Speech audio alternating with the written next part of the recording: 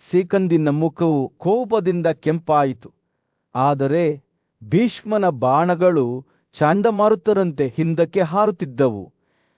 ಇಬ್ಬರು ಯೋಧರು ಘರ್ಷಣೆ ನಡೆಸಿದರು. ಹೊಡೆತಗಳನ್ನು ವಿನಿಮಯ ಮಾಡಿಕೊಳ್ಳುವಾಗ ಅವರ ಬಿಲ್ಲುಗಳು ಗಾಳಿಯಲ್ಲಿ ಹಾಡುತ್ತಿದ್ದವು. ರಾಜ ಧೃತರಾಷ್ಟ್ರನು ತನ್ನ ಆಸ್ಥಾನದಲ್ಲಿ ಕುಳಿತಾಗ ಸೂರ್ಯನು ಯುದ್ಧಭೂಮಿಯಲ್ಲಿ ಮುಳುಗಿದನು. ಅವನ ಮನಸ್ಸು ಅವನ ಮುಂದೆ ನಡೆಯುತ್ತಿರುವ ಘಟನೆಗಳಿಂದ ಮುಳುಗಿತು. ಅವನು ತನ್ನ ಸಾರಥಿಯಾದ ಸಂಜಯನ ಕಡೆಗೆ ತಿರುಗಿ ಕೇಳಿದನು, ಹೇಳಿ ಕಂಚಲರ ರಾಜಕುಮಾರನಾದ ಸಿಕಂದಿನ್ ನನ್ನ ಮೊಮ್ಮಗನಾದ ಭೀಷ್ಮನ ವಿರುದ್ಧ ಯುದ್ಧಕ್ಕೆ ಹೇಗೆ ಧಾವಿಸಿದನು?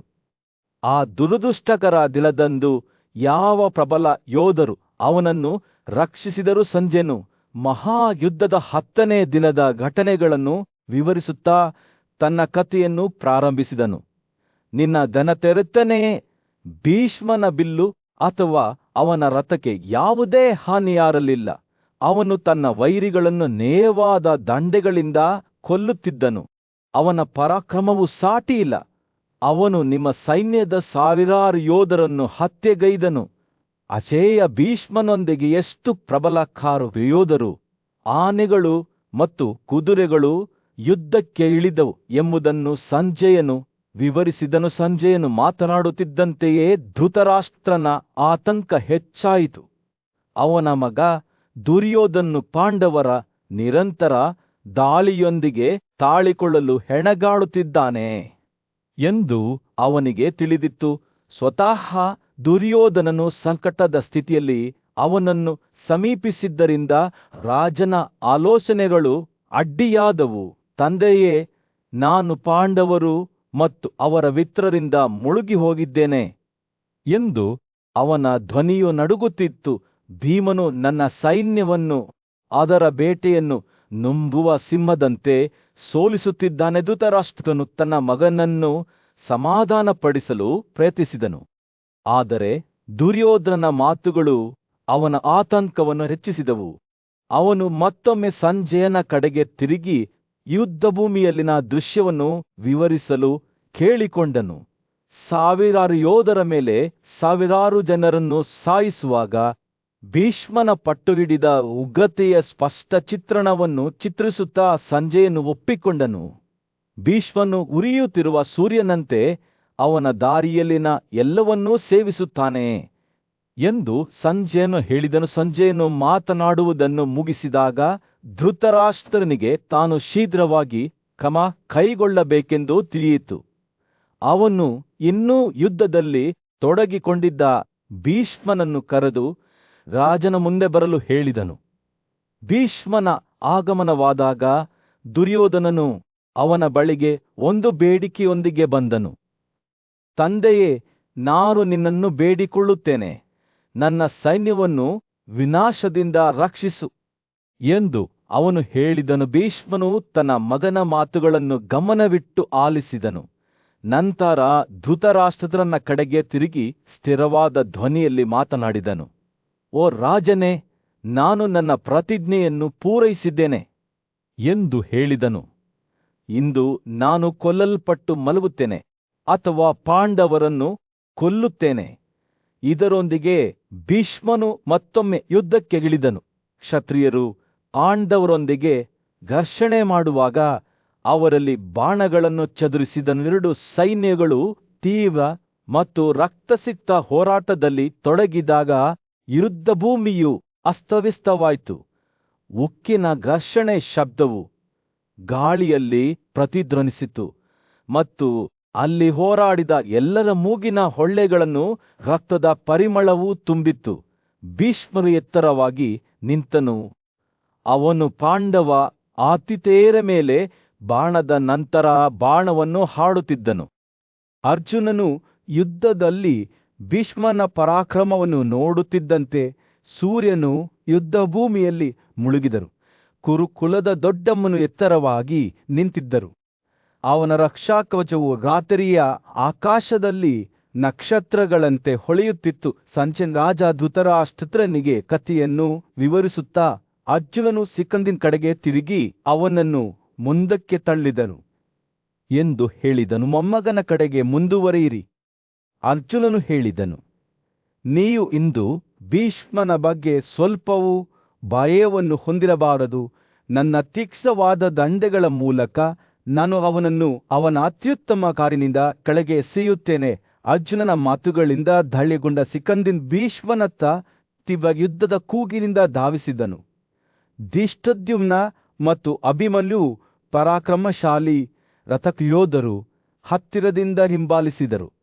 ಹಳೆಯ ಯೋಧರಾದ ವಿರಾಟ ಮತ್ತು ದ್ರುಪದ ಅಂಚೆ ಉಡುಪುಗಳನ್ನು ಧರಿಸಿ ಭೀಷ್ಮನ ಕಡೆಗೆ ಧಾವಿಸಿದರು. ಪಾಂಡವ ಸೈನ್ಯವು ಭೀಷ್ಮನ ಕಾರಿನಲ್ಲಿ ಸೇರುತ್ತಿದ್ದಂತೆ ಅವನನ್ನು ರಕ್ಷಿಸಲು ಅವರವ ಪಡೆಗಳ ಶತ್ರುಗಳು ಧಾವಿಸಿದರು. ಚಿತ್ರಸೇನನು ಯುವ ಹುಲಿಯಂತೆ ಗೂಳಿಯ ಮೇಲೆ ದಾಳಿ ಮಾಡಿ ತನ್ನನ್ನು ತಾನು ಚಕೀದನದ ಮೇಲೆಸೆದನು. ಕೃತವರ್ಮನು ಯುದ್ಧದಲ್ಲಿ ಬಹಳ ಹುರುಪಿನಿಂದ ತನ್ನನ್ನು ತಾನು ತೊಡಗಿಸಿಕೊಂಡಿದ್ದ ಧೃಷ್ಟದ್ಯುಮ್ನನ ವಿರುದ್ಧ ದೃಢವಾಗಿ ನಿಂತನು. ಉಕ್ಕಿನ ಮೇಲೆ ಉಕ್ಕಿನ ಘರ್ಷಣೆ ಯುದ್ಧ ಭೂಮಿಯಲ್ಲಿ ಪ್ರತಿಧ್ವನಿಸಿತು. ಯೋಧರು ಘರ್ಷಣೆ ನಡೆಸಿದರು. ಭೀಮಸೇನೆಯು ಸೋಮದತ್ತನ ಮಗನ ಮೇಲೆ ತನ್ನ ಕೋಪವನ್ನು ಹೊರಹಾಕಿತು. ಭೀಷ್ಮನ ಜೀವವನ್ನು ರಕ್ಷಿಸಲು ನಿರ್ಧರಿಸಿದ ವಿಕರ್ಣನು ಬಿರುಗಾಳಿಯಂತೆ ತನ್ನ ಸುತ್ತ ಬಾಣಗಳನ್ನು ಹರಡಿದ. ನಕುಲನ ವಿರುದ್ಧ ದೃಢವಾಗಿ ನಿಂತನು. ಕೋಪಗೊಂಡ ಕೃಪೆಯು ಸಹದೇವನು ಭೀಷ್ಮನ ಕಾರನ್ನು ಸಮೀಪಿಸುತ್ತಿದ್ದಂತೆ ಆತನನ್ನು ಪ್ರತಿರೋಧಿಸಿದನು.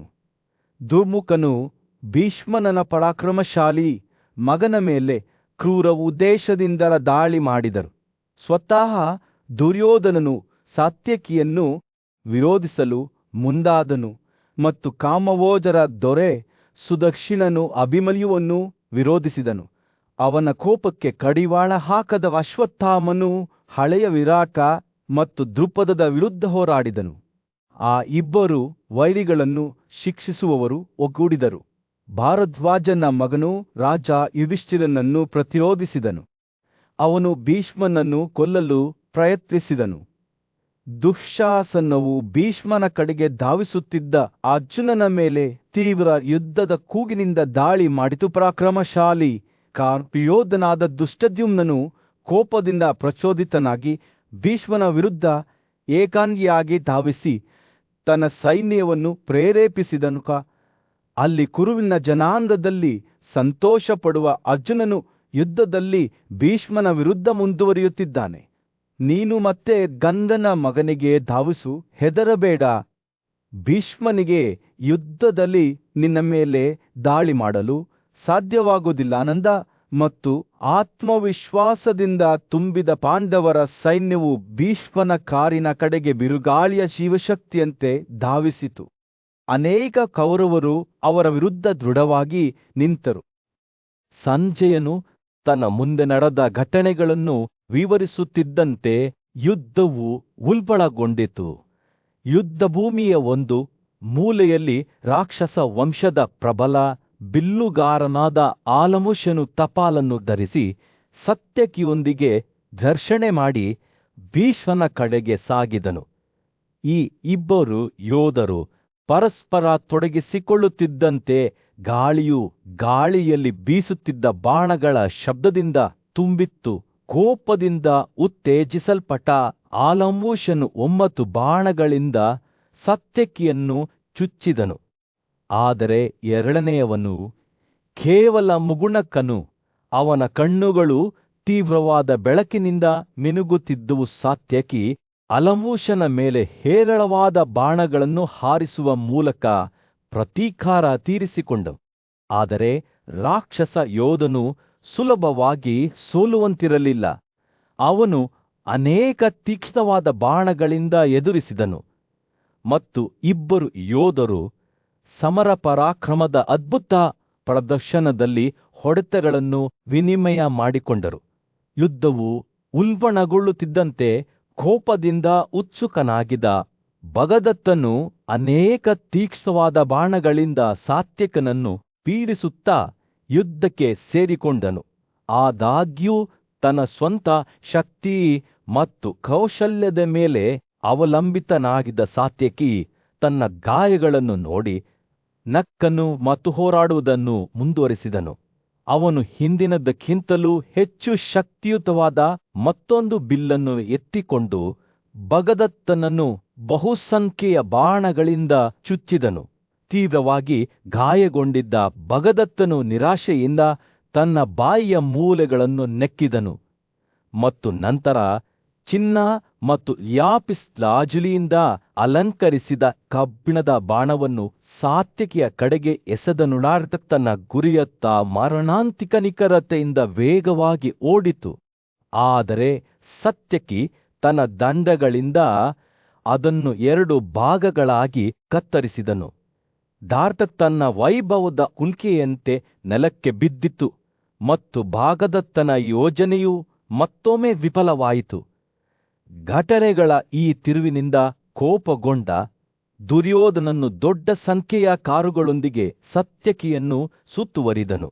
ಯೋಧನು ಪ್ರಾಣಾಪಾಯದಿಂದ ಪಾರಾಗದಂತೆ ನೋಡಿಕೊಳ್ಳಲು ತನ್ನ ಸಹೋದರರಿಗೆ ಸೂಚನೆ ನೀಡಿದನು. ಏತಮಧ್ಯೆ ಮೈದಾನದಾದ್ಯಂತ ಇತರ ಯುದ್ಧಗಳು ನಡೆಯುತ್ತಿದ್ದವು. ಅರ್ಜುನನ ಮಗನಾದ ಅಭಿಮನ್ಯು ಭಗದತ್ತನ ಪಡೆಗಳೊಂದಿಗೆ ಘರ್ಷಣೆ ಮಾಡಿದನು ಮತ್ತು ಭೀಷ್ಮನ ಜೀವವನ್ನು ಉಳಿಸಲು ನಿರ್ಧರಿಸಿದ ಸುದಕ್ಷಿಣನು ಅಭಿಮನ್ಯುವನ್ನು 5 ಬಾಣಗಳಿಂದ ಮತ್ತು ಅವರ ರಥವನ್ನು 9 ಬಾಣಗಳಿಂದ ಚುಚ್ಚಿದನು. ಈ ಇಬ್ಬರು ಯೋಧರ ನಡುವಿನ ಯುದ್ಧವು ಭೀಕರವಾಗಿತ್ತು. ಎರಡೂ ಕಡೆಯವರು ಸಮರ ಕೌಶಲ್ಯದ ಅದ್ಭುತ ಪ್ರದರ್ಶನದಲ್ಲಿ ಹೊಡೆತಗಳನ್ನು ನೀಡುತ್ತಿದ್ದರೂ ಹೋರಾಟವು ಮುಂದುವರಿದಂತೆ ಇತರ ವೀರರು ಯುದ್ಧದಲ್ಲಿ ತೊಡಗಿದರು. ವೈರಿಗಳನ್ನು ಸೋಲಿಸುವ ಸಿಕಂದಿನ್ ಭೀಷ್ಮನ ಕಡೆಗೆ ಧಾವಿಸಿದನು. ಆದರೆ ಪ್ರಬಲ ಕಾರು ಯೋಧರಾದ ವಿರಾಟ ಮತ್ತು ದ್ರುಪದರು ಭೀಷ್ಮನ ಮೇಲೆ ಮುಂದುವರಿದ ಕೌರವರ ದೊಡ್ಡ ಸೈನ್ಯವನ್ನು ಪ್ರತಿರೋಧಿಸಿದರು. ದ್ರೋಣನ ಮಗ ಅಶ್ವತ್ಥಾಮನು ಈ ಯೋಧರನ್ನು ಎದುರಿಸಿ ಅವರನ್ನು ಯುದ್ಧದಲ್ಲಿ ತೊಡಗಿಸಿದನು. ಗುರುವಿನ ಮಗನು ವಿರಾಟ ಮತ್ತು ದ್ರುಪದನನ್ನು ಅನೇಕ ದಂಡೆಗಳಿಂದ ಚುಚ್ಚಿದನು. ಆದರೆ ಇಬ್ಬರು ಯೋಧರು ಕೋಪಗೊಂಡ ಆನೆಯಂತೆ ಅವನ ಬಾಣಗಳನ್ನು ಕಾಡಿನಲ್ಲಿ ತನ್ನ ಸಂಗಾತಿಯನ್ನು ಪರಿಶೀಲಿಸಿದರು. ಸರದ್ವತ್ನ ಮಗನಾದ ಕೃಪಾ ಭೀಷ್ಮನ ಮೇಲೆ ಮುನ್ನಡೆಯುತ್ತಿದ್ದ ಸಹದೇವನ ವಿರುದ್ಧ ಹೊರಟು ಅವನನ್ನು 70ಗಳಿಂದ ಹೊಡೆದನು. ದ್ರವ್ಯಗಳ ಸದ್ದು ಮತ್ತು ಬೆವರಿನ ಸುವಾಸನೆಯಿಂದ ಯುದ್ಧಭೂಮಿಯು ಹೊತ್ತಿ ಉರಿಯಿತು. ದೊಡ್ಡ ಬಿಲ್ಲುಗಾರನಾದ ದ್ರೋಣನು ಅವ್ಯವಸ್ಥೆಯ ನಡುವೆ ಎತ್ತರವಾಗಿ ನಿಂತನು. ಕೋಪಗೊಂಡ ಆನೆಯನ್ನು ಸಹ ತಡೆಯುವ ಸಾಮರ್ಥ್ಯವನ್ನು ಹೊಂದಿದ್ದ ಅವನ ಬೃಹತ್ ಬಿಲ್ಲು ಅವನು ಪಾಂಡವರ ಶ್ರೇಣಿಯೊಳಗೆ ಬಾಣಗಳನ್ನು ಹಾರಿಸಿದಾಗ ಅವನ ಕೈಗಳಲ್ಲಿ ನಡುಗಿತ್ತು. ಸಂಜಯ್ ತನ್ನ ಮಗ ಅಶ್ವತ್ಥಾಮರನ್ನು ಶತ್ರುಗಳ ಸಾಲುಗಳನ್ನು ಸುಡುವುದನ್ನು ನೋಡುತ್ತಿದ್ದಂತೆ ಗಾಳಿಯು ಉದ್ವಿಗ್ನತೆಯಿಂದ ದಟ್ಟವಾಗಿತ್ತು. ದ್ರೋಣನ ಕಣ್ಣುಗಳು ದಿಗಂತವನ್ನು ಪರಿಶೀಲಿಸಿದವು. ದೊಡ್ಡ ಯುದ್ಧವನ್ನು ಮುನ್ಸೂಚಿಸುವ ಅಶುಭ ಚಿಹ್ನೆಗಳನ್ನು ತೆಗೆದುಕೊಂಡವು. ಶಕುನಗಳು ಸ್ಪಷ್ಟವಾಗಿದ್ದವು. ಪ್ರಾಣಿಗಳು ಮತ್ತು ಪಕ್ಷಿಗಳು ಭಯದಿಂದ ಕೂಗುತ್ತಿದ್ದವು. ರಣಹದ್ದುಗಳು ಭಾರತ ಸೈನಿಕರ ಪಾದಗಳ ಕೆಳಗೆ ಕಣ್ಮರೆಯಾದವು ಮತ್ತು ಸೂರ್ಯನೂ ಸಹ ತನ್ನ ಹೊಳಪನ್ನು ಕಳೆದುಕೊಂಡಂತೆ ತೋರುತ್ತಿತ್ತು. ಭೂಮಿಯು ನಡುಗುತ್ತಿತ್ತು ಮತ್ತು ಗಾಳಿಯು ನರಿಗಳ ಕೂಗುಗಳಿಂದ ತುಂಬಿತ್ತು. ಅವುಗಳ ಅಶುಭ ಕೂಗುಗಳು ದೊಡ್ಡ ಅಪಾಯವನ್ನು ಮುನ್ಸೂಚಿಸುತ್ತಿದ್ದವು. ದ್ರೋಣನು ಈ ಚಿಹ್ನೆಗಳನ್ನು ನೋಡುತ್ತಿದ್ದಂತೆ ಅವನ ಹೃದಯವು ಮುನ್ಸೂಚನೆಯಿಂದ ಭಾರವಾಯಿತು. ಭೀಷ್ಮನನ್ನು ಕೊಲ್ಲುವ ತೀವ್ರ ಬಯಕೆಯಿಂದ ಪ್ರೇರೇಪಿಸಲ್ಪಟ್ಟ ಅರ್ಜುನನು ಯುದ್ಧಭೂಮಿಯಲ್ಲಿ ತನ್ನ ಸಂಪೂರ್ಣ ಕೋಪವನ್ನು ಬಿಚ್ಚಿಡುವ ದಿನ ಇಂದು ಎಂದು ಅವನಿಗೆ ತಿಳಿದಿತ್ತು. ಪಾಂಡವರ ಪರಾಕ್ರಮಶಾಲಿ ಯೋಧನು ತನ್ನ ಗಾಂಧೀವ ಬಿಲ್ಲನ್ನು ಹೊಂದಿದ್ದನು ಮತ್ತು ತನ್ನ ದೊಡ್ಡ ಶಸ್ತ್ರಾಸ್ತ್ರಗಳನ್ನು ಅವಲಂಬಿಸಿದ್ದನು. ಅವರ ಮೊಮ್ಮಗನಾದ ಭೀಷ್ಮನ ಕಡೆಗೆ ಮುನ್ನಡೆಯುತ್ತಾನೆ. ಸ್ವತಃ ಭೀಷ್ಮನ ಕಣ್ಣುಗಳು ಸಮೀಪಿಸುತ್ತಿದ್ದ ಅರ್ಜುನನ ಮೇಲೆ ನಿಂತವು. ಆತನು ಶಕುನದ ಯೋಧನಾದ ಸಿಕಂದಿಯನ್ನು ಕೊಲ್ಲುವುದಿಲ್ಲವೆಂದು ಪ್ರತಿಜ್ಞೆ ಮಾಡಿದ್ದರೂ ಮುಂಬರುವ ಯುದ್ಧವನ್ನು ತಪ್ಪಿಸಲು ತನಗೆ ಸಾಧ್ಯವಿಲ್ಲವೆಂದು ಆತನಿಗೆ ತಿಳಿದಿತ್ತು. ಭೀಷ್ಮನ ಮತ್ತು ಅರ್ಜುನನ ನಡುವಿನ ಮುಖಾಮುಖಿಯು ಎರಡೂ ಕಡೆಯವರಿಗೆ ದೊಡ್ಡ ಹಾನಿಯನ್ನುಂಟು ಮಾಡುತ್ತದೆ ಎಂದು ತಿಳಿದ ಆತನ ಹೃದಯವು ದುಃಖದಿಂದ ಭಾರವಾಗಿತ್ತು. ದ್ರೋಣನು ತನ್ನ ಮಗನಾದ ಅಶ್ವತ್ಥಾಮನನ್ನು ಉದ್ದೇಶಿಸಿ ಮಾತನಾಡುವಾಗ ಎಚ್ಚರಿಕೆಯ ಮತ್ತು ಕರ್ತವ್ಯದ ಮಾತುಗಳನ್ನು ಹೇಳಿದನು. ಇದು ಅವಲಂಬಿತರು ತಮ್ಮ ಜೀವನದ ಬಗ್ಗೆ ಯೋಚಿಸುವ ಸಮಯವಲ್ಲ ಎಂದು ಹೇಳಿದನು. ಯುದ್ಧಕ್ಕೆ ಹೋಗಿ ನಿಮ್ಮ ಮುಂದೆ ಸ್ವರ್ಗವನ್ನು ಇಟ್ಟುಕೊಳ್ಳಿ ಮತ್ತು ಕೀರ್ತಿ ಮತ್ತು ವಿಜಯಕ್ಕಾಗಿ. ಈ ಮಾತುಗಳೊಂದಿಗೆ ಅಶ್ವತ್ಥಾಮನು ಉಗ್ರ ಯುದ್ಧದ ಕಡೆಗೆ ಹೊರಟನು. ಅವನ ಹೃದಯವು ದೃಢ ನಿಶ್ಚಯದಿಂದ ತುಂಬಿತ್ತು. ಏತನ್ಮಧ್ಯೆ ಭೀಷ್ಮನು ಯುಧಿಷ್ಠಿರನ ಸೈನ್ಯವನ್ನು ನೋಡಿದನು. ಅದರ ಬಲವಾದ ಸೈನ್ಯವನ್ನು ಸತ್ಯಕಿ ಮತ್ತು ಅಭಿಮನ್ಯುವಿನಂತಹ ಅತಿರಥರು ಕಾವಲು ಕಾಯುತ್ತಿದ್ದರು. ಹಿರಿಯ ಯೋಧನಿಗೆ ತಾನು ಈ ಪುರುಷರ ಕೋಟೆಯನ್ನು ಮುರಿಯಲು ಸಾಧ್ಯವಿಲ್ಲ ಎಂದು ತಿಳಿದಿತ್ತು. ಆದ್ದರಿಂದ ಅವನು ಪಾಂಡವರ ನಾಯಕನ ವಿರುದ್ಧ ಮುಂದುವರಿಯಲು ನಿರ್ಧರಿಸಿದನು. ಅವನು ಮುಂದುವರಿದಾಗ ಅವನ ಹೃದಯವು ಮುನ್ಸೂಚನೆಯಿಂದ ಭಾರವಾಗಿತ್ತು. ಭೀಷ್ಮನು ಘೋಷಿಸಿದನು, ನಾನು ನನ್ನ ಮನೆಯ ವೈಭವಕ್ಕಾಗಿ ಹೋರಾಡುತ್ತೇನೆ. ಅದು ಈ ಇಡೀ ಸೈನ್ಯವನ್ನು ನಾಶಪಡಿಸಿದರೂ ಸಹ ಯುದ್ಧವು ಉಲ್ಬಣಗೊಂಡಿತು. ಅರ್ಜುನನು ಸಮುದ್ರವನ್ನು ಕೆರಳಿಸುವ ತಿಮಿಂಗಿಲದಂತೆ ಶತ್ರುಗಳ ರೇಖೆಗಳ ಮೂಲಕ ಒಂದು ಪಟ್ಟಿಯನ್ನು ಕತ್ತರಿಸಿದನು. ಭೀಷ್ಮನು ಯುಧಿಷ್ಠಿರನ ಭದ್ರಕೋಟೆಯ ಕಡೆಗೆ ಓಡುತ್ತಿದ್ದಾಗ ಅವನ ಹೃದಯವು ಅಂತಿಮ ವಿಜಯದ ಮೇಲೆ ನಿಂತಾಗ ಸೈನ್ಯದ ವಾಹನದ ಮೂಲಕ ದುಃಖ ಮತ್ತು ದುಃಖದ ಕೂಗು ಪ್ರತಿಧ್ವನಿಸಿತು. ಯುದ್ಧವು ಉಲ್ಬಣಗೊಳ್ಳುತ್ತಿದ್ದಂತೆ ಸೂರ್ಯನು ಯುದ್ಧಭೂಮಿಯಲ್ಲಿ ಮುಳುಗಿದನು. ಯುದ್ಧವು ನಡೆಯುವುದನ್ನು ನೋಡುತ್ತಿದ್ದ ವಿಷಯಾದ ಸಂಜಯನು ಭೀಮನ ಶೌರ್ಯದ ಕಥೆಯನ್ನು ರಾಜ ಧೃತರಾಷ್ಟ್ರನಿಗೆ ವಿವರಿಸಿದನು. ಭಗದತ್ತ, ಕೃಪಾಸಾಲ್ಯ ಮತ್ತು ಧೃತರಾಷ್ಟ್ರ ಸೇನೆಯ ಇತರ ಪರಾಕ್ರಮಶಾಲಿ ಯೋಧರು ತಮ್ಮ ಬಿಲ್ಲುಗಳನ್ನು ಎತ್ತಿಕೊಂಡು ಭೀಮಸೇನನನ್ನು ಕೆಳಗಿಳಿಸಲು ನಿರ್ಧರಿಸಿದ್ದರು. ತಮ್ಮ ಶಕ್ತಿ ಮತ್ತು ಶೌರ್ಯಕ್ಕೆ ಹೆಸರುವಾಸಿಯಾದ ಪಾಂಡುವಿನ ಮಗ ಅವರ ದಾಳಿಯ ವಿರುದ್ಧ ದೃಢವಾಗಿ ನಿಂತನು. ಸಾಲ್ಯನು ಅವನನ್ನು 9 ಬಾಣಗಳಿಂದ ಹೊಡೆದನು. ಆದರೆ ಭೀಮನು 7 ಬಾಣಗಳಿಂದ ಎದುರಿಸಿದನು. ಅದು ಸಾಲ್ಯನ ರಕ್ಷಾಕವಚವನ್ನು ಚುಚ್ಚಿತು. ಬಿಲ್ಲುಗಾರಿಕೆಯಲ್ಲಿ ತನ್ನ ಕೌಶಲ್ಯಕ್ಕೆ ಹೆಸರುವಾಸಿಯಾದ ಕೃಪಾಪ್ರಬಲ ಭೀಮಸೇನನನ್ನು ಸೋಲಿಸಲು ಪ್ರಯತ್ನಿಸಿದನು. ಆದರೆ ಪಾಂಡುವಿನ ಮಗನು ವಿಚಲಿತನಾಗಲಿಲ್ಲ. ಅವನು ಕೃಪೆಯ ಬಿಲ್ಲನ್ನು ಕಡಿದು ಮತ್ತೊಮ್ಮೆ 7 ಬಾಣಗಳಿಂದ ಚುಚ್ಚಿದನು. ವಿಂದ, ಅನುವಿಂದ, ದುರ್ಮಾರ್ಶನ, ಚಿತ್ರಸೇನ, ವಿಕರ್ಣ ಮತ್ತು ಜಯದ್ರಥ ಸೇರಿದಂತೆ ಇತರ ಯೋಧರು ಈ ಯುದ್ಧದಲ್ಲಿ ಸೇರಿಕೊಂಡರು. ಪ್ರತಿಯೊಬ್ಬರೂ ಭೀಮನನ್ನು ಅನೇಕ ಬಾಣಗಳಿಂದ ಹೊಡೆದರು. ಆದರೆ ಭೀಮಸೇನನು ಗಣನೆಗೆ ತೆಗೆದುಕೊಳ್ಳಬೇಕಾದ ಶಕ್ತಿಯಾಗಿದ್ದನು. ಅವನು ಪ್ರತಿ ಹೊಡೆತವನ್ನು ಎದುರಿಸಿದನು. ತನ್ನ ಎದುರಾಳಿಗಳನ್ನು ಸುಲಭವಾಗಿ ಚುಚ್ಚಿದನು. ಭೀಮನ ಪರಾಕ್ರಮದಿಂದ ಕೋಪಗೊಂಡ ಸಾಲ್ಯನು ಮತ್ತೊಮ್ಮೆ ಅವನನ್ನು ಚುಚ್ಚಲು ಪ್ರಯತ್ನಿಸಿದನು.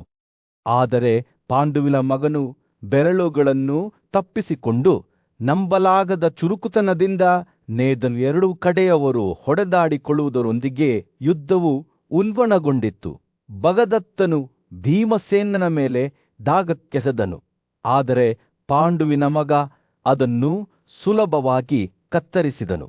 ಅವನ ಕುದುರೆಗಳ ಸಾವಿನಿಂದ ಕೋಪಗೊಂಡ ಜಯದ್ರಥನು ತನ್ನ ರಥದಿಂದ ಹಾರಿ ಭೀಮನ ಮೇಲೆ ಅನೇಕ ಬಾಣಗಳನ್ನು ಹಾರಿಸಿದನು. ಆದರೆ ಪಾಂಡುವಿನ ಮಗ ಅವರೆಲ್ಲರನ್ನೂ ತಪ್ಪಿಸಿಕೊಂಡನು. ಯುದ್ಧವು ಭೀಕರವಾಗಿತ್ತು. 2 ಕಡೆಯವರು ಹೊಡೆದಾಟಗಳನ್ನು ನಡೆಸಿದರು.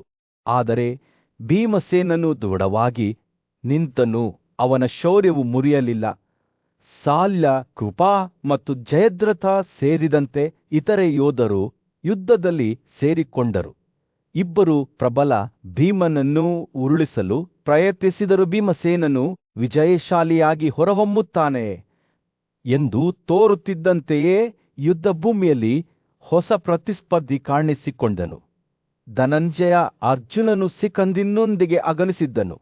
ಪಾಂಡುವಿನ ಇಬ್ಬರು ಸಹೋದರರು ತಮ್ಮ ವೈರಿಗಳ ವಿರುದ್ಧ ಒಗ್ಗಟ್ಟಿನಿಂದ ನಿಂತರು ಮತ್ತು ಯುದ್ಧವು ಹೊಸ ಉಗ್ರತೆಯಿಂದ ಪ್ರಾರಂಭವಾಯಿತು. ಯುದ್ಧದ ಡ್ರಮ್ಗಳು ಬೀಸುತ್ತಿದ್ದಂತೆ ಸಂಜಯನು ಭೀಮನ ಶೌರ್ಯದ ಕಥೆಯನ್ನು ವಿವರಿಸುವುದನ್ನು ಮುಂದುವರೆಸಿದನು.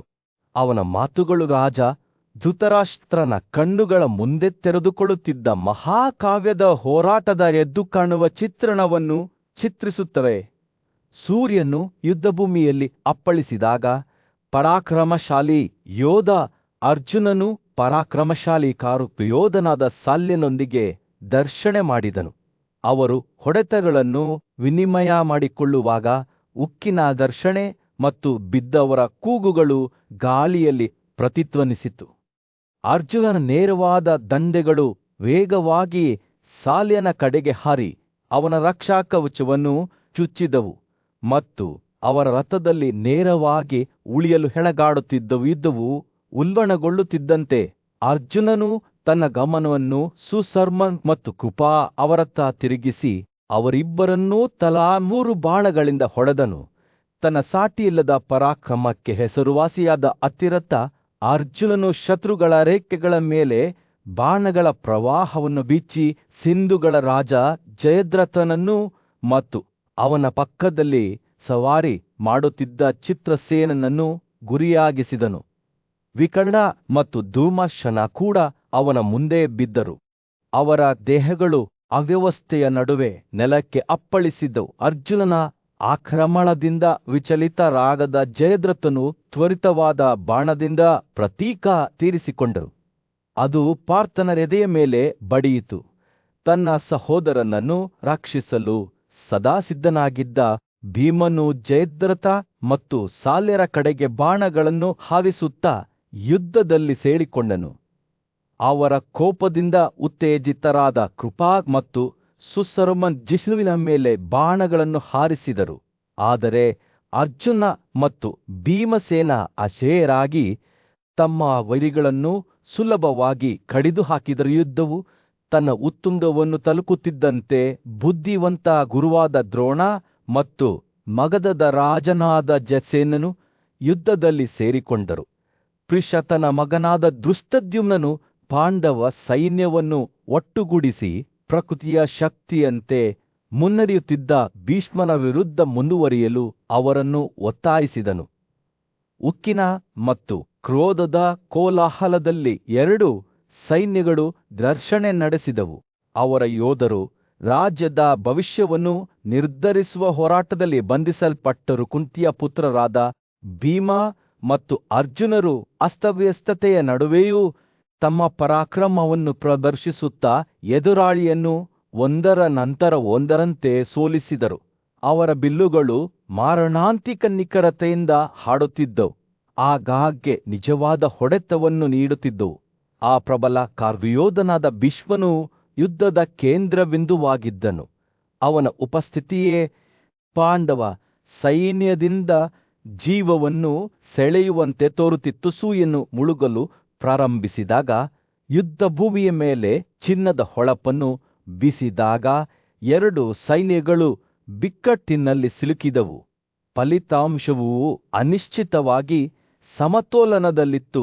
ರಾಜ್ಯದ ಭವಿಷ್ಯವು ಮುಂದಿನ ಕ್ರಮದ ಮೇಲೆ ಅವಲಂಬಿತವಾಗಿದೆ ಎಂಬಂತೆ ಮತ್ತು ಇನ್ನೂ ಹತ್ಯಾಕಾಂಡ ಮತ್ತು ಅವ್ಯವಸ್ಥೆಯ ನಡುವೆ ಅರ್ಜುನ ಮತ್ತು ಭೀಮಸೇನರು ಪಟ್ಟುಬಿಡದೆ ಉಳಿದರು.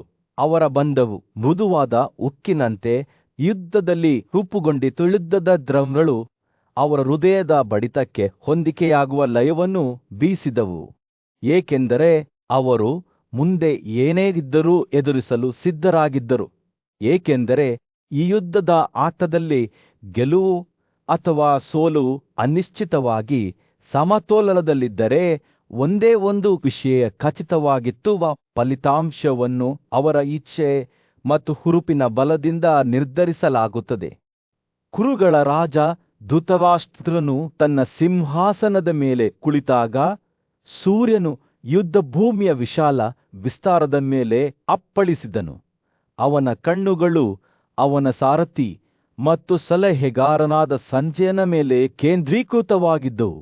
ಸಂಜಯ್ ನನಗೆ ಹೇಳಿ ಅವನು ಬೇಡಿಕೊಂಡನು, ಯುದ್ಧದ 10ನೇ ದಿನದಂದು ಪಾಂಡವರು ಮತ್ತು ಸುಂಜಯರ ವಿರುದ್ಧ ಯುದ್ಧದಲ್ಲಿ ನನ್ನ ಮಗ ಭೀಷ್ಮನು ಹೇಗೆ ಹೋರಾಡಿದನು ಸಂಜಯನು ಕಥೆಯನ್ನು ಹೇಳಲು ಪ್ರಾರಂಭಿಸಿದಾಗ ಅವನ ಧ್ವನಿಯು ಮಂದವಾಗಿತ್ತು ಮತ್ತು ಅಳೆಯಲ್ಪಟ್ಟಿತ್ತು.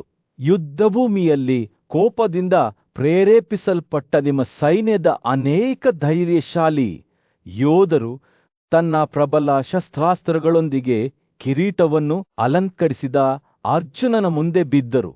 ಯುದ್ಧದಲ್ಲಿ ಎಂದೆಂದಿಗೂ ವಿಜಯಶಾಲಿಯಾಗಿದ್ದ ಭೀಷ್ಮನು ಕುರುಗಳ ತಲೆಯ ಮೇಲೆ ಹೋರಾಡಿದನು. ಇದು ಪಾರ್ಥ ಸೈನ್ಯದಲ್ಲಿ ದೊಡ್ಡ ಹತ್ಯಾಕಾಂಡಕ್ಕೆ ಕಾರಣವಾಯಿತು. ಸಂಜಯ್ ಮಾತನಾಡುತ್ತಿರುವಾಗ ಆ ದೃಶ್ಯವು ವಸ್ತ್ರದಂತೆ ತೆರೆದುಕೊಂಡಿತು. ಉಕ್ಕಿನ ಮೇಲೆ ಉಕ್ಕಿನ ಘರ್ಷಣೆ ಬಿದ್ದವರ ಕೂಗುಗಳು ಮತ್ತು ಕಾಲುಗಳ ಗುಡುಗು ಗಾಳಿಯಲ್ಲಿ ಪ್ರತಿಧ್ವನಿಸಿತು. ಯುದ್ಧದ ಆಭರಣವಾದ ಭೀಷ್ಮನು ಎತ್ತರವಾಗಿ ನಿಂತನು. ಅವನ ಕಣ್ಣುಗಳು ಪಂಚೆಲ್ಲರನ್ನೂ ಯುದ್ಧಕ್ಕೆ ಕರೆದೊಯ್ಯುತ್ತಿದ್ದ ಅರ್ಜುನನ ಮೇಲೆ ನಿಂತವುಳೆರಡು ಸೈನ್ಯಗಳು ದೈತ್ಯರಂತೆ ಉಕ್ಕಿನ ಮತ್ತು ಕ್ರೋಧದ ಕೋಲಾಹಲದಲ್ಲಿ ಘರ್ಷಣೆ ನಡೆಸಿದವು. ಅವರು ಹೋರಾಡುತ್ತಿರುವಾಗ ಭೂಮಿಯು ಅವರ ಪಾದಗಳ ಕೆಳಗೆ ನಡುಗಿತು. ಎರಡೂ ಕಡೆಯವರು ವಿಜಯದ ಬಯಕೆಯಿಂದ ಪ್ರೇರೇಪಿಸಲ್ಪಟ್ಟರು.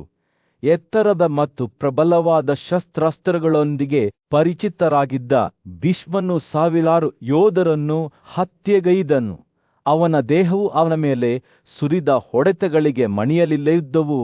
ಉಲ್ಬಣಗೊಳ್ಳುತ್ತಿದ್ದಂತೆ ಭೀಷ್ಮನ ಸಂಕಲ್ಪವು ಇನ್ನೂ ಬಲಗೊಳ್ಳತೊಡಗಿತು.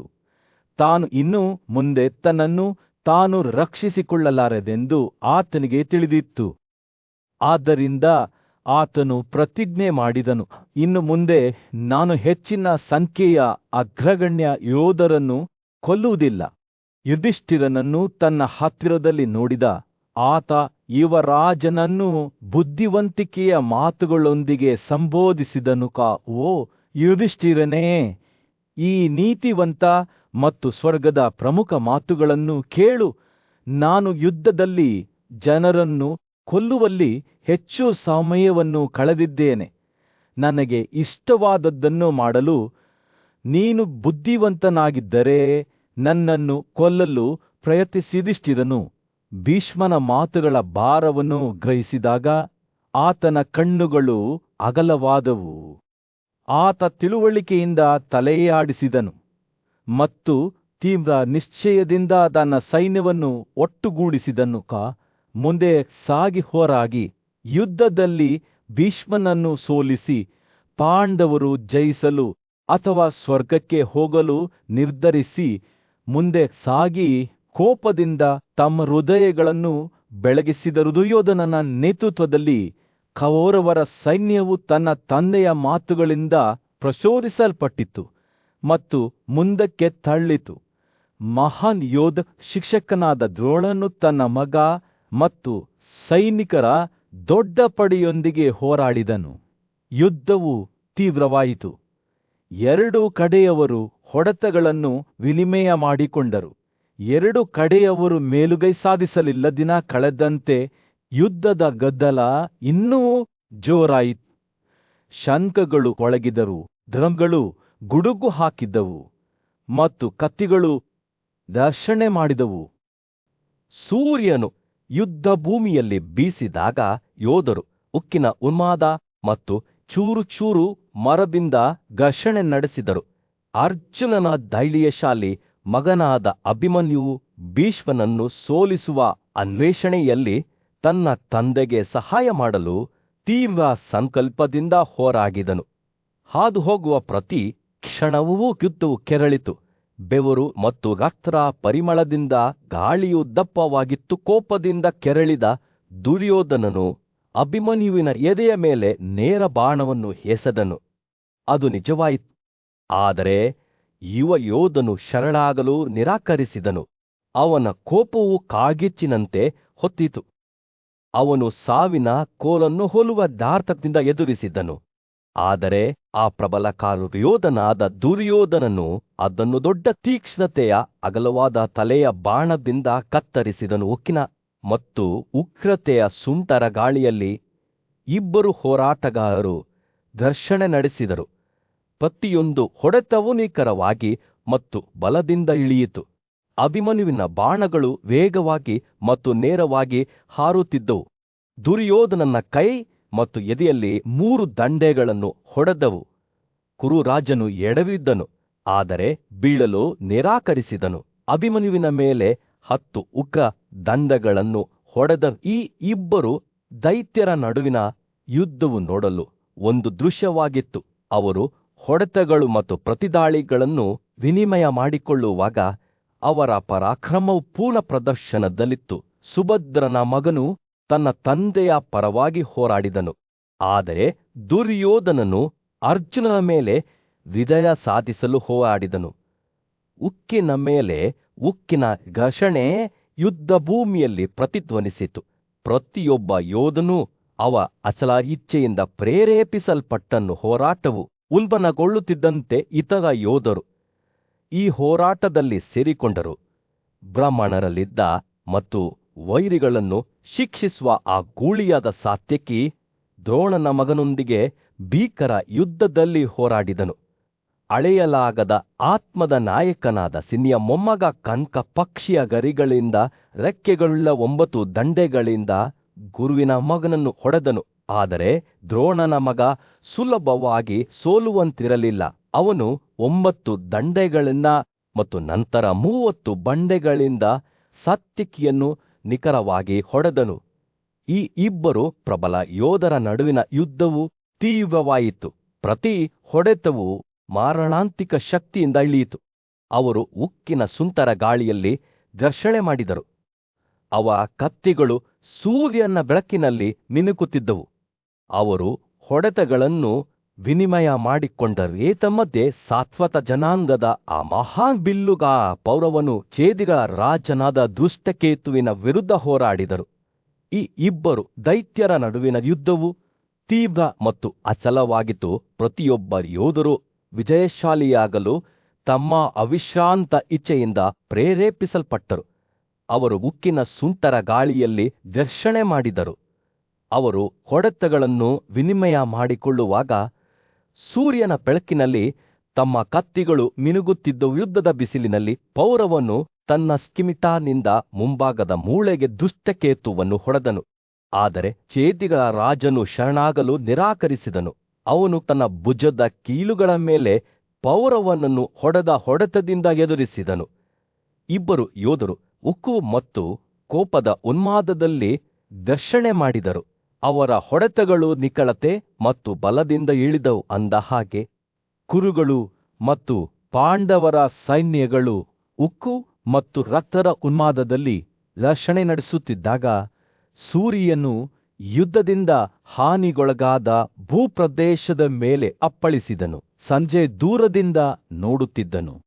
ಅವನ ಕಣ್ಣುಗಳು ತೆರೆದುಕೊಳ್ಳುವ ನಾಟಕದ ಮೇಲೆ ನಿಂತಿದ್ದ ಹೋರಾಟವು ಉಲ್ಬಣಗೊಳ್ಳುತ್ತಿದ್ದಂತೆ ಪಂಚಾಲದ ಯುವ ರಾಜಕುಮಾರನಾದ ಸಿಕಂದಿನ್ ಭರತಗಳ ಪೂಜ್ಯ ಮೊಮ್ಮಗನಾದ ಭೀಷ್ಮರ ವಿರುದ್ಧ ದಾಳಿಯ ನೇತೃತ್ವ ವಹಿಸಿದನು. 10 ಅಗಲವಾದ ತಲೆಯ ಬಾಣಗಳಿಂದ ಅವನು ತನ್ನ ಕೆದೆಯ ಮಧ್ಯಭಾಗದಲ್ಲಿ ಭೀಷ್ಮನನ್ನು ಹೊಡೆದನು.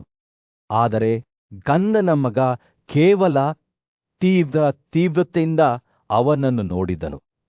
ಸಿಕಂದಿನ ಆತ್ಮವನ್ನು ಸೇವಿಸಿದಂತೆ ಭೀಷ್ಮನು ತನ್ನ ಸ್ತ್ರೀತ್ವವನ್ನು ನೆನಪಿಸಿಕೊಂಡು ಪ್ರತಿದಾಳಿ ಮಾಡಲು ಹಿಂಜರಿಯುತ್ತಿದ್ದನು. ಆದರೆ ಸಿಕಂದಿನ್ ಈ ಸಂಯಮವನ್ನು ಅರಿತುಕೊಂಡು ಒತ್ತಡ ಹೇರಿದನು. ಪ್ರಬಲ ಯೋಧನನ್ನು ಸೋಲಿಸಲು ನಿರ್ಧರಿಸಿದನು. ಪಾಂಡವ ರಾಜಕುಮಾರ ಅರ್ಜುನನು ತನ್ನ ಅವಕಾಶವನ್ನು ನೋಡಿದನು ಮತ್ತು ಸಿಕಂದಿನನ್ನು ಮುಂದಕ್ಕೆ ಒತ್ತಾಯಿಸಿದನು. ಬೇಗನೆ ಧಾವಿಸಿ ಮೊಮ್ಮಗನನ್ನು ಕೊಲ್ಲು. ಯುದ್ಧದಲ್ಲಿ ಭೀಷ್ಮನೊಂದಿಗೆ ಹೋರಾಡಲು ಸಮರ್ಥನಾದ ಯುಧಿಷ್ಠಿರನ ಸೈನ್ಯದಲ್ಲಿ ಬೇರೆ ಯಾವ ಯೋಧನೂ ನನಗೆ ಕಾಣಿಸುವುದಿಲ್ಲ. ಓ ಮನುಷ್ಯರಲ್ಲಿ ಹುಲಿ, ನಿನ್ನನ್ನು ಉಳಿಸು. ಸಿಕಂದಿನ್ ಮುಂದೆ ಓಡಿದನು.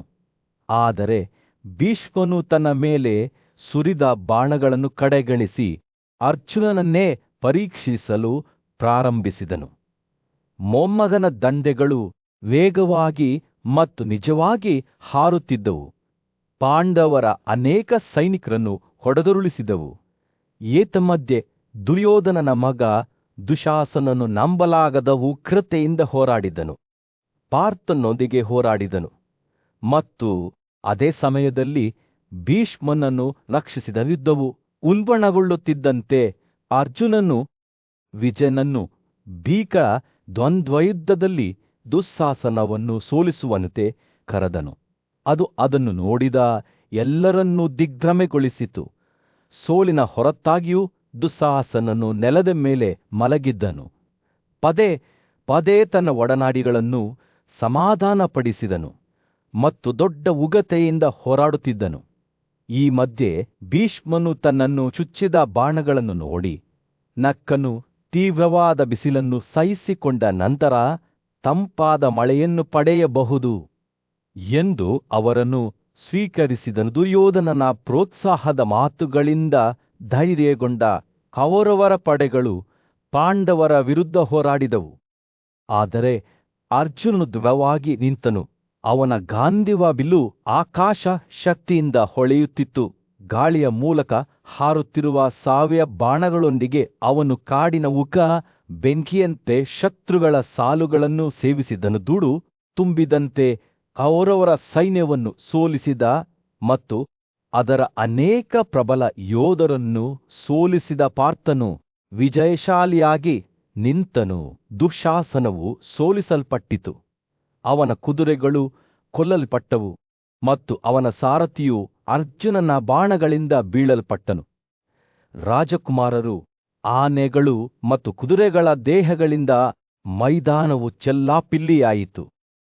ಅವರ ರಕ್ಷಾಕವಚಗಳು ಮತ್ತು ಮಾನದಂಡಗಳು ಮುರಿದು ಹೋದವು ಅಥವಾ ಬದಿಗೆ ಹಾಕಲ್ಪಟ್ಟವು. ಯುದ್ಧವು ಹತ್ತಿರವಾಗುತ್ತಿದ್ದಂತೆ ಸಂಜಯನು ತನ್ನ ಮುಂದೆ ನಡೆದ ಹತ್ಯಾಕಾಂಡವನ್ನು ವಿಸ್ಮಯದಿಂದ ನೋಡಿದ್ದನು.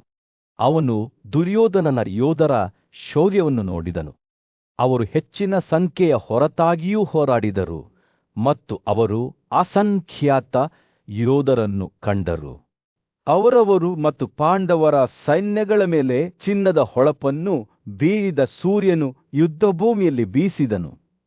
ಬುದ್ಧಿವಂತ ನಿರೂಪಕನಾದ ಸಂಜಯನು ಪಕ್ಕದಲ್ಲಿ ನಿಂತು ರಾಜ ಧೃತರಾಷ್ಟ್ರನಿಗೆ ಮಹಾ ಯುದ್ಧದ ಕಥೆಯನ್ನು ವಿವರಿಸಿದನು. ಎರಡು ಸೈನ್ಯಗಳು ಮುಖಾಮುಖಿಯಾದಾಗ ಅಸ್ತವ್ಯಸ್ತವಾದ ಅವ್ಯವಸ್ಥೆಯಲ್ಲಿ ಅವರ ರಚನೆಗಳು ಒಟ್ಟಿಗೆ ಮಸುಕಾದಂತೆ ಕಾಣುತ್ತಿದ್ದವು. ವಿವಿಧ ಶ್ರೇಣಿಯ ಯೋಧರು ಕೋಪ ಮತ್ತು ಕೋಪದಿಂದ ಚಲಿಸುವ ಹುಚ್ಚರಂತೆ ಪರಸ್ಪರರ ವಿರುದ್ಧ ಹೋರಾಡಿದರು. ಘರ್ಷಣೆ, ಉಕಿಲ ಶಬ್ದ, ಬೆವರು ಮತ್ತು ರಕ್ತದ ಪರಿಮಳ ಮತ್ತು ಬಿದ್ದವರ ಕೂಗು ಗಾಳಿಯನ್ನು ತುಂಬಿತು. ಕೌರವರ ಬದಿಯಲ್ಲಿ ಸಾಲ್ಯ, ಕೃಪಾ, ಚಿತ್ರಸೇನ, ದುಶ್ಯಾಸನ ಮತ್ತು ವಿಕರ್ಣರು ತಮ್ಮ ಹೊಳೆಯುವ ರಥಗಳ ಮೇಲೆ ಸವಾರಿ ಮಾಡಿದರು. ಪಾಂಡವರ ಹೃದಯಗಳಲ್ಲಿ ಭಯವನ್ನು ಉಂಟುಮಾಡಿದರು.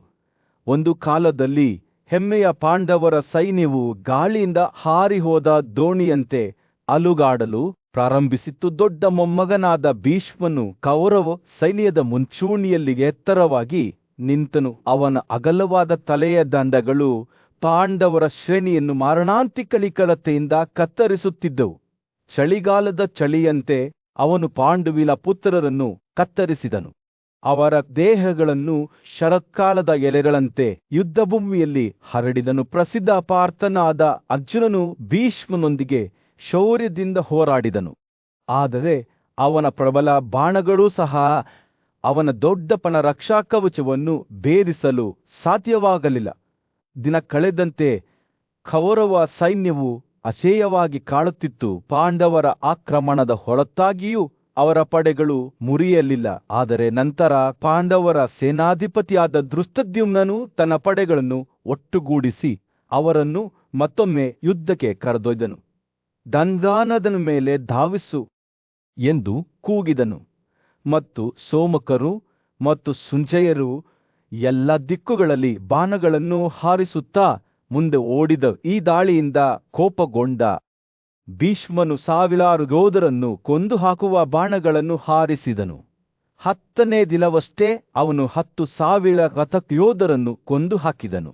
ಅವನ ಅಗಲವಾದ ತಲೆಯ ದಂಡೆಗಳು ಯಾರನ್ನೂ ರಕ್ಷಿಸಲಿಲ್ಲ. ಬಲವಾದ ಆನೆಗಳು ಸಹ ಅವನ ಮುಂದೆ ಬಿದ್ದವು. ಅವುಗಳ ಬೃಹತ್ ದೇಹಗಳು ಹೊಸದಾಗಿ ಹುಟ್ಟಿದ ಮೋಡಗಳಂತೆ ನೆಲಕ್ಕೆ ಅಪ್ಪಳಿಸಿದವಿದ್ದವು. ಉಲ್ಬಣಗೊಳ್ಳುತ್ತಿದ್ದಂತೆ ಭೀಷ್ಮನು ಅಜೇಯನಂತೆ ಕಾಣುತ್ತಿದ್ದನು. ಅವ್ಯವಸ್ಥೆಯ ಮಧ್ಯದಲ್ಲಿ ಹೊಳೆಯುವ ಸೂರ್ಯನಾಗಿದ್ದನು. ಅವನ ಬಾಣಗಳು ಅತ್ಯಂತ ಧೈರ್ಯಶಾಲಿ ಯೋಧರ ರಕ್ಷಾಕವಚವನ್ನು ಚುಚ್ಚಿದವು. ಅವರನ್ನು ನೆಲಕ್ಕೆ ಉರುಳಿಸಿದರು. ಪಾಂಡವರು ಶೌರ್ಯದಿಂದ ಹೋರಾಡಿದರು. ಆದರೆ ಪರಾಕ್ರಮಶಾಲಿ ಹಿರಿಯನ ವಿರುದ್ಧ ಅವರ ಪ್ರಯತ್ನಗಳು ವ್ಯರ್ಥವಾದವು. ಆಗ ಮಧುವಿನ ವಧೆಗಾರನಾದ ಅರ್ಜುನನು ಮುಂದೆ ಬಂದು ತನ್ನ ಕಣ್ಣುಗಳು ಭೀಷ್ಮನ ಮೇಲೆ ನೆಟ್ಟನು. ಅಲ್ಲಿ ಶಾಂತನುವಿನ ಮಗನಾದ ಭೀಷ್ಮನು 2 ಸೈನ್ಯಗಳ ನಡುವೆ ಇದ್ದಾನೆ ಎಂದು ಅವನು ಧನಂಜಯನಿಗೆ ಹೇಳಿದನು. ನಿನ್ನ ಬಲವನ್ನು ಚಲಾಯಿಸುವ ಮೂಲಕ ಅವನನ್ನು ಕೊಂದು ನೀನು ವಿಜಯವನ್ನು ಗಳಿಸಬಹುದು. ತೀವ್ರ ಕೂಗಿ ಅರ್ಜುನನು ಭೀಷ್ಮನ ಬಳಿ ತನ್ನನ್ನು ತೊಡಗಿಸಿಕೊಂಡನು. ಸೂರ್ಯನು ಯುದ್ಧ ಭೂಮಿಯ ಮೇಲೆ ಬೀಸಿದನು. ಅದರ ಮುಂದೆ ಭುಗಿಲೆದ್ದ ಅವ್ಯವಸ್ಥೆಯ ಮೇಲೆ ಚಿನ್ನದ ಹೊಳಪನ್ನು ಬೀರಿದನು. ಸಂಜಯನ ನೇತೃತ್ವದಲ್ಲಿ ಪಾಂಡವರು ಕೌರವ ಸೈನ್ಯದ ಪ್ರಬಲ ಯೋಧನಾದ ಭೀಷ್ಮನ ವಿರುದ್ಧ ಶಾಶ್ವತವಾಗಿ ಹೋರಾಡುತ್ತಿದ್ದರು. ಆದರೆ ಎಲ್ಲ ಕಡೆಗಳಿಂದ ಸುತ್ತುವರಿಯಲ್ಪಟ್ಟಿದ್ದರು ಮತ್ತು ಪದೇ ಪದೇ ಬಾಣಗಳಿಂದ ಚುಚ್ಚಿದರೂ ಭೀಷ್ಮನು ನೋವು ಅಥವಾ ದೌರ್ಬಲ್ಯದ ಲಕ್ಷಣಗಳನ್ನು ತೋರಿಸಲಿಲ್ಲ. ಅವನ ಅಂಚೆ ಚೀಟಿ ರಂಧ್ರಗಳಿಂದ ತುಂಬಿತ್ತು, ಆದರೆ ಅವನು ಎತ್ತರವಾಗಿ ನಿಂತನು. ಅವನ ಬಿಲ್ಲು ಮತ್ತು ಬಾಣಗಳು ಸೂರ್ಯನ ಬೆಳಕಿನಲ್ಲಿ ಜ್ವಾಲೆಗಳಂತೆ ಹೊಳೆಯುತ್ತಿದ್ದವು. ಅವನು ಕಾರುಗಳ ಗುಂಪಿನ ಮೂಲಕ ಚಲಿಸುವಾಗ ಗಾಳಿ ಕೂಡಿತು. ಅವನ ಸಾರಥಿಯು ಉನ್ಮಾದದ ಯೋಧನೊಂದಿಗೆ ವೇಗವನ್ನು ಕಾಯ್ದುಕೊಳ್ಳಲು ಹೆಣಗಾಡುತ್ತಿದ್ದನು. 6 ಪಾಂಡವ ಯೋಧರನ್ನು ಸಾತ್ಯಕಿ, ಭೀಮ, ಅರ್ಜುನ, ದ್ರುಪದ, ವಿರಾಟ ಮತ್ತು ದೃಷ್ಟದ್ಯುಮ್ನ ಬಾಣದ ನಂತರ ಬಾಣದಿಂದ ಹೊಡೆದಾಗ ಭೀಷ್ಮನ ಕಣ್ಣುಗಳು ಕೋಪದಿಂದ ಹೊಳೆಯುತ್ತಿದ್ದವು. ಆದರೆ ಭೀಷ್ಮನ ಅಸಾಧಾರಣ ಶಕ್ತಿಯೂ ಸಹ ಪಾಂಡವರ ಸಂಯೋಜಿತ ಶಕ್ತಿಗೆ ಸರಿಸಾಟಿಯಾಗಲಿಲ್ಲ. ಕೋಪದಿಂದ ಮತ್ತು ತನ್ನ ಒಡನಾಡಿಗಳನ್ನು ರಕ್ಷಿಸುವ ಬಯಕೆಯಿಂದ ಉತ್ತೇಜಿಸಲ್ಪಟ್ಟ ಕಿರೀಟದಿಂದ ಅಲಂಕರಿಸಲ್ಪಟ್ಟ ಅರ್ಜುನನು ಭೀಷ್ಮನ ಬಿಲ್ಲನ್ನು 3 ವೇಗದ ಬಾಣಗಳಿಂದ ಕತ್ತರಿಸಿದನು. ಭೀಷ್ಮನು ಮತ್ತೊಂದು ಬಿಲ್ಲನ್ನು ಎತ್ತಿದನು, ಆದರೆ ಅರ್ಜುನನು ಅದನ್ನು ಕತ್ತರಿಸಿದನು. ಕೋಪದಿಂದ ಅವನ ಬಾಯಿಯ ಮೂಲೆಗಳನ್ನು ನೆಕ್ಕಲು ಅವನನ್ನು ಬಿಟ್ಟನು. ಕೋಪಗೊಂಡ ಭೀಷ್ಮನು ಅರ್ಜುನನ ಕಾರಿನ ಮೇಲೆ ಬಾಣವನ್ನು ಎಸೆದನು, ಆದರೆ ಪಾಂಡವ ರಾಜನು ಅದಕ್ಕೆ ಸಿದ್ಧನಾಗಿದ್ದನು. 5 ತೀಕ್ಷ್ಣವಾದ ಅಗಲವಾದ ತಲೆಯ ಬಾಣಗಳೊಂದಿಗೆ ಅವನು ಬಾಣವನ್ನು ಹೊಡೆದು ಮಿಂಚಿನಂತೆ ನೆಲಕ್ಕೆ ಅಪ್ಪಳಿಸಿದನು. ಆ ಶಬ್ದವು ಯುದ್ಧ ಭೂಮಿಯಲ್ಲಿ ಪ್ರತಿಧ್ವನಿಸಿತು. ಇದರಿಂದಾಗಿ ಭೀಷ್ಮನು ಕೋಪದಿಂದ ನಡುಗಿದನು. ಯುದ್ಧವು ಉಲ್ಬಣಗೊಳ್ಳುತ್ತಿದ್ದಂತೆ ಭೀಷ್ಮನು ತನ್ನ ಸ್ವಂತ ಮರಣದ ಬಗ್ಗೆ ಯೋಚಿಸಲು ಪ್ರಾರಂಭಿಸಿದನು. ಅವನು ತನ್ನ ತಂದೆ ಶಂತನು ನೀಡಿದ 2 ವರಗಳನ್ನು ನೆನಪಿಸಿಕೊಂಡನು. ಆ ಯುದ್ಧದಲ್ಲಿ ಅಜೇಯತೆ ಮತ್ತು ತನ್ನ ಸ್ವಂತ ಮರಣದ ಸಮಯವನ್ನು ಆಯ್ಕೆ ಮಾಡುವ ಶಕ್ತಿ. ಆದರೆ ಈಗ ಪಾಂಡವರ ಅಚಲವಾದ ಶಕ್ತಿಯನ್ನು ಎದುರಿಸುತ್ತಿರುವಾಗ ಆ ವರಗಳೂ ಸಹ ತನ್ನನ್ನು ಉಳಿಸಲು ಸಾಧ್ಯವಿಲ್ಲ ಎಂದು ಅವನು ಅರಿತುಕೊಂಡನು. ಆಕಾಶದಲ್ಲಿ ನಿಂತ ಋಷಿಗಳು ಮತ್ತು ವಾಸುಗಳು ಭೀಷ್ಮನನ್ನು ಭಯ ಮತ್ತು ದುಃಖದ ಮಿಶ್ರಣದಿಂದ ನೋಡುತ್ತಿದ್ದರು. ಅವರು ಅವನಿಗೆ ಪ್ರೋತ್ಸಾಹದ ಮಾತುಗಳನ್ನು ಪಿಸುಗುಟ್ಟಿದರು, ಯುದ್ಧದಿಂದ ಹಿಂದೆ ಸರಿಯುವಂತೆ ಮತ್ತು ಅವನ ಹಣೆ ಬರಹವನ್ನು ಒಪ್ಪಿಕೊಳ್ಳುವಂತೆ ಒತ್ತಾಯಿಸಿದರು.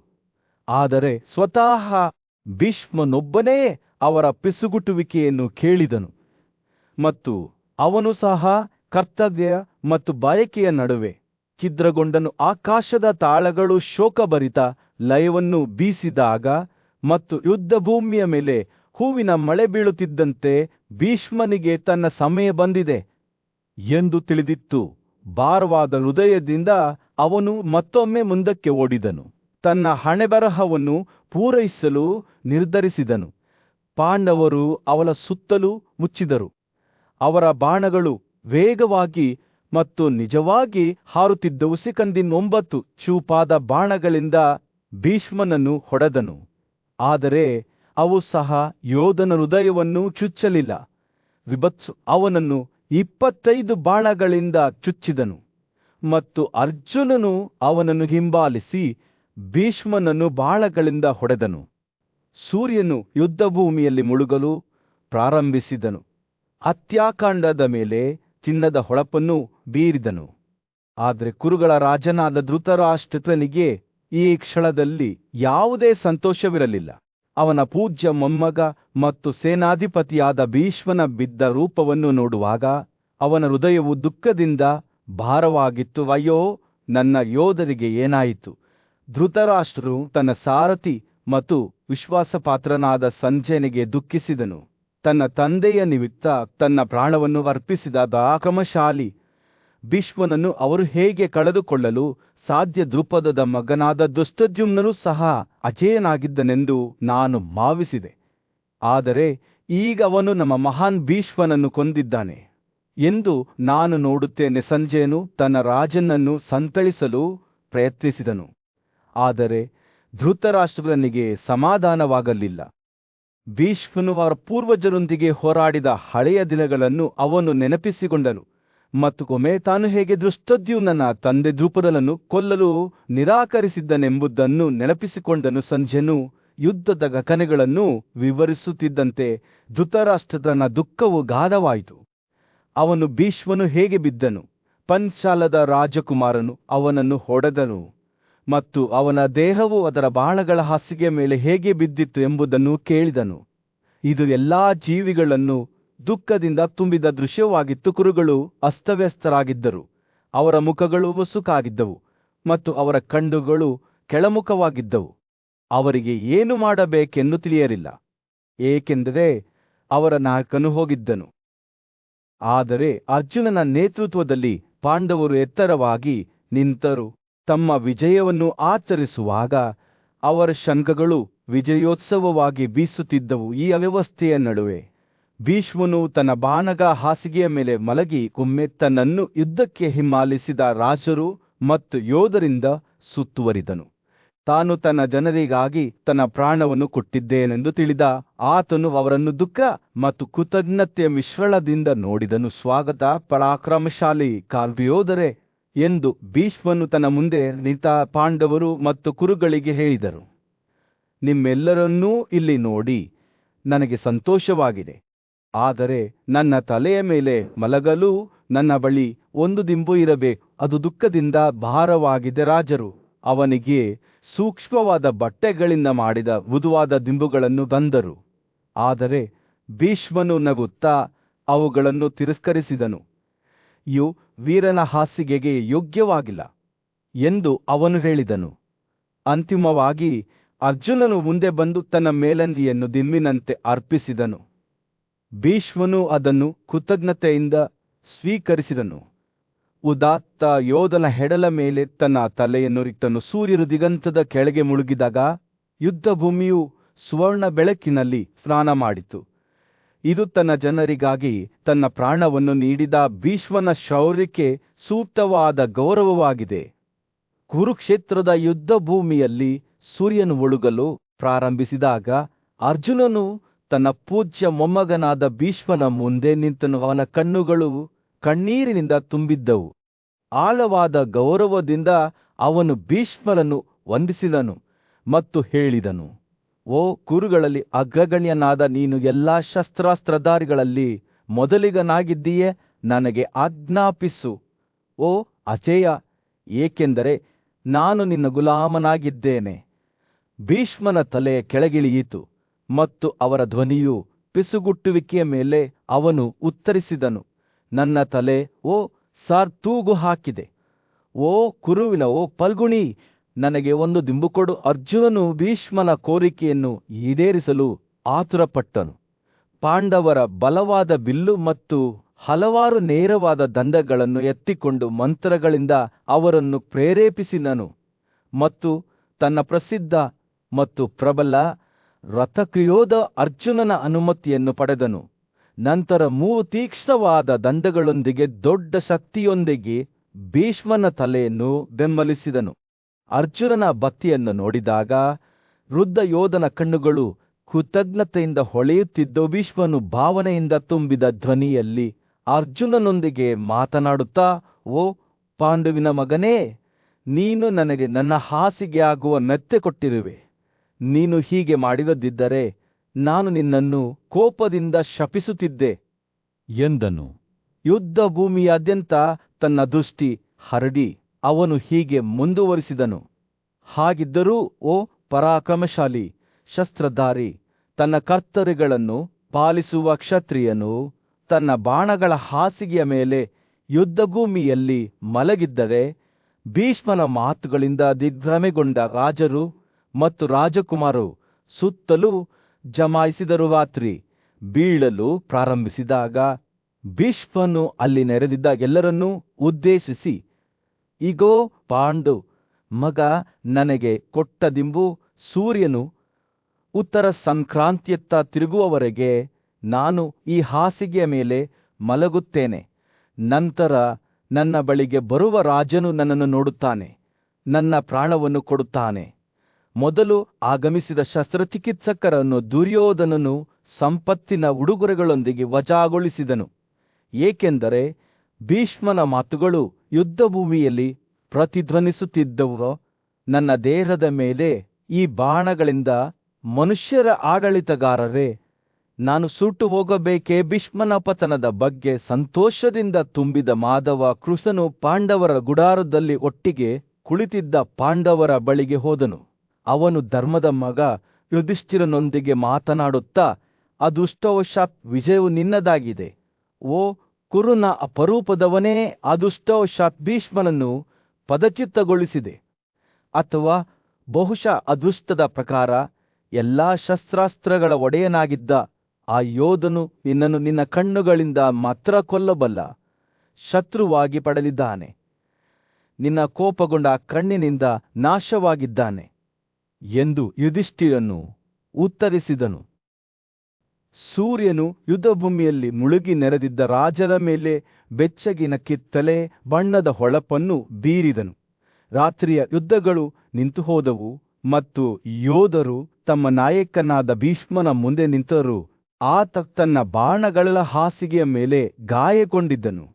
ಸಾವಿರಾರು ಕಣ್ಣೀರ್ ಆತನ ಮೇಲೆ ಪುಡಿ ಮಾಡಿದ ಶ್ರೀಗಂಧ ಮತ್ತು ಹುರಿದ ಭತ್ತವನ್ನು ಸುರಿಸಿದರು. ಆದರೆ ಮಹಿಳೆಯರು, ವೃದ್ಧರು, ಮಕ್ಕಳು ಮತ್ತು ಸಾಮಾನ್ಯ ಪ್ರೇಕ್ಷಕರು ದಂತಕಥೆಯ ಹಿರಿಯನ ಒಂದು ನೋಟವನ್ನು ನೋಡಲು ನೆರೆದಿದ್ದರು. ನೂರಾರು ಮತ್ತು ಸಾವಿರಾರು ನಟರು, ಮಿಮ್ಸ್ ಮತ್ತು ನುರಿತ ವ್ಯಾಖ್ಯಾನಿಸ್ಗಳು ದೃಶ್ಯಕ್ಕೆ ಆಗಮಿಸಿದಾಗ ತುತ್ತೂರಿಯ ಶಬ್ದವು ಗಾಳಿಯನ್ನು ತುಂಬಿತು. ಕುರುಗಳು ಮತ್ತು ಪಾಂಡವರು, ಒಂದು ಕಾಲದಲ್ಲಿ ಶತ್ರುಗಳೆಂದು ಪ್ರಮಾಣ ಮಾಡಿದವರು, ಈಗ ಭೀಷ್ಮನ ಬಗ್ಗೆ ತಮ್ಮ ಗೌರವದಲ್ಲಿ ಒಗ್ಗೂಡಿದರು. ಅವರು ಹರ್ಷಚಿತ್ರದಿಂದ ಮತ್ತು ಗೌರವದಿಂದ ಅವರಿಗೆ ನಮಸ್ಕರಿಸಿದರು. ತಮ್ಮ ವಯಸ್ಸಿಗೆ ಅನುಗುಣವಾಗಿ ಒಬ್ಬರನ್ನೊಬ್ಬರು ಸಂಬೋಧಿಸಿದರು. ಬಾಣಗಳಿಂದ ಉರಿಯುತ್ತಿದ್ದ ತನ್ನ ದೇಹವಾದ ಭೀಷ್ಮನ ಕಣ್ಣುಗಳು ಆ ಗುಂಪನ್ನು ನೋವು ಮತ್ತು ದುಃಖದ ಮಿಶ್ರಣದಿಂದ ನೋಡುತ್ತಿದ್ದವು. ಆತ ನೀರು ಕೇಳುವಾಗ ಆತನ ಕಣ್ಣುಗಳು ಹಾವಿನ ಕಣ್ಣುಗಳಂತೆ ಕಣ್ಣೀರನ್ನು ಹಿಡಿದಿಟ್ಟುಕೊಂಡಿದ್ದವು. ಕ್ಷತ್ರಿಯರು ಆತನಿಗೆ ಅತ್ಯುತ್ತಮವಾದ ಬಾಣಗಳು ಮತ್ತು ತಂಪಾದ ನೀರಿನ ಪಾತ್ರೆಗಳನ್ನು ತರಲು ಆತುರಪಟ್ಟರು. ಆದರೆ ಭೀಷ್ಮನ ಮಾತುಗಳು ಛೀಮಾರಿಗಳಿಂದ ಕೂಡಿದ್ದವು. ನಾನು ಮಾನವೀಯತೆಯ ಹೊಳಪಿನಿಂದ ಹೊರಗುಳಿದಿದ್ದೇನೆ ಎಂದು ಆತ ಹೇಳಿದನು. ನಾನು ಬಾಣಗಳ ಈ ಹಾಸಿಗೆಯ ಮೇಲೆ ಮಲಗಿದ್ದೇನೆ. ಚಂದ್ರ ಮತ್ತು ಸೂರ್ಯನ ಮರಳುವಿಕೆಯನ್ನು ಮಾತ್ರ ನಿರೀಕ್ಷಿಸುತ್ತಿದ್ದೇನೆ. ರಾಜರು ಆತನ ಮುಂದೆ ನಿಂತಾಗ ಅವರ ಮುಖಗಳು ಚಿಂತೆಯಿಂದ ತುಂಬಿದವು. ಭೀಷ್ಮನ ಕಣ್ಣುಗಳು ಪರಾಕ್ರಮಶಾಲಿ ಶಸ್ತ್ರಸಜ್ಜಿತ ಯೋಧ ಅರ್ಜುನನ ಮೇಲೆ ಬಿದ್ದವು.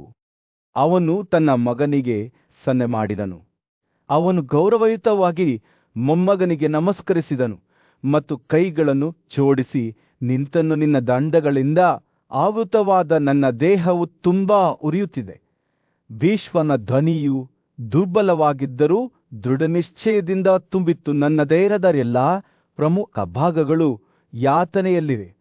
ನನ್ನ ಬಾಯಿ ಒಳಗಿದೆ. ನನಗೆ ನೀರು ಕೊಡಿ. ಓ ಅರ್ಜುನ, ನೀನು ನನಗೆ ಸರಿಯಾಗಿ ನೀರನ್ನು ನೀಡಲು ಸಮರ್ಥನಾಗಿದ್ದೀಯ. ದೃಢನಿಶ್ಚಯದ ಹೃದಯದಿಂದ ಅರ್ಜುನನು ತನ್ನ ರಥವನ್ನು ಹತ್ತಿದನು ಮತ್ತು ತನ್ನ ಗಾಂಧೀವವನ್ನು ಬಲದಿಂದ ಹೊಡೆದನು. ಬಿಲ್ಲು ಮತ್ತು ಅವನ ಅಂದೈಗಳ ಹೊಡೆತವು ಒಟ್ಟುಗೂಡಿದ ರಾಜರು ಮತ್ತು ಪಡೆಗಳ ಬೆನ್ನೆಲುಬುಗಳನ್ನು ನಡುಗಿಸಿತು. ಅವನು ತನ್ನ ಬಿಲ್ಲನ್ನು ಚಾಚಲು ಪ್ರಾರಂಭಿಸಿದಾಗ ತಂಪಾದ ಅಮೃತದ ಪರಿಮಳಯುಕ್ತ ನೀರಿನ ಜೆಟ್ ಭೂಮಿಯಿಂದ ಹೊರಬಂದಿತು. ಇದು ಭೀಷ್ಮನ ಬಾಯಾರಿಕೆಯನ್ನು ತಣಿಸಿತು. ಅರ್ಜುನನು ಈ ಅತಿಮಾನುಷ ಸಾಧನೆಯನ್ನು ಮಾಡುತ್ತಿರುವುದನ್ನು ಕುರುಗಳು ಮತ್ತು ಪಾಂಡವರು ವಿಸ್ಮಯದಿಂದ ನೋಡಿದರು. ಶಂಖ ಮತ್ತು ಡ್ರಮ್ಗಳ ಶಬ್ದವು ಗಾಳಿಯನ್ನು ತುಂಬಿತ್ತು ಮತ್ತು ರಾಜರು ತಮ್ಮ ಉಡುಪುಗಳನ್ನು ಹೊಗಳಿದರು. ಆತನ ಬಾಯಾರಿಕೆ ತಣಿದ ಭೀಷ್ಮನು ಅರ್ಜುನನನ್ನು ಸ್ತುತಿಸುವ ಮಾತುಗಳೊಂದಿಗೆ ಸಂಬೋಧಿಸಿದನು. ಓ ಬಲವಾದ ತೋಳುಗಳವನೇ, ಇದು ನಿನ್ನಲ್ಲಿ ಅದ್ಭುತವಲ್ಲ. ನೀನು ಇಡೀ ಕ್ಷತ್ರಿಯ ಜನಾಂಗದ ನಾಶಕನಾಗಿದ್ದಿ.